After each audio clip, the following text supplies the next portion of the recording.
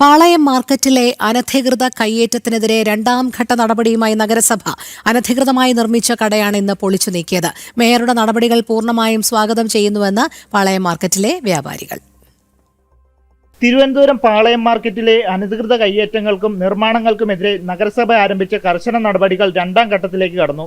ആദ്യ ദിന ഒഴിപ്പിക്കലിന് പിന്നാലെ മാർക്കറ്റിൽ അവശേഷിച്ചിരുന്ന അനധികൃത താൽക്കാലിക നിർമ്മാണങ്ങളാണ് നഗരസഭ ഹെൽത്ത് സ്ക്വാഡിന്റെയും എൻഫോഴ്സ്മെന്റ് വിഭാഗത്തിന്റെയും നേതൃത്വത്തിൽ ഇന്ന് പൊളിച്ചു നീക്കിയത്.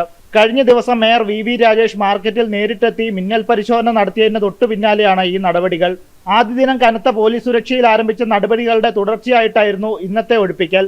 എന്നാൽ ആദ്യഘട്ടത്തിൽ നിന്ന് വിഭിന്നമായി യാതൊരുവിധ പ്രതിഷേധങ്ങളും ഇല്ലാതെ തികച്ചും ശാന്തമായ അന്തരീക്ഷത്തിലാണ് ഇന്ന് രണ്ടാം ഘട്ട നടപടികൾ പൂർത്തിയായത്. നഗരസഭ നേരത്തെ തന്നെ നോട്ടീസ് നൽകിയിരുന്നതിനാൽ വ്യാപാരികൾ ഭൂരിഭാഗവും കോർപ്പറേഷൻ നടപടികളോട് സഹകരിക്കുന്ന കാഴ്ചയാണ് ഇന്ന് മാർക്കറ്റിൽ കാണാൻ സാധിച്ചത്.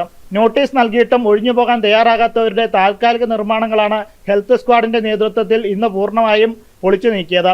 മുൻകരുതലിന്റെ ഭാഗമായി ശക്തമായ പോലീസ് കാവൽ മാർക്കറ്റിൽ ഏർപ്പെടുത്തിയിരുന്നെങ്കിലും വ്യാപാരികളുടെ ഭാഗത്തു നിന്ന് യാതൊരുവിധ പ്രതിരോധമോ പ്രതിഷേധങ്ങളോ ഇന്ന് ഉണ്ടായില്ല എന്നത് ശ്രദ്ധേയമാണ്.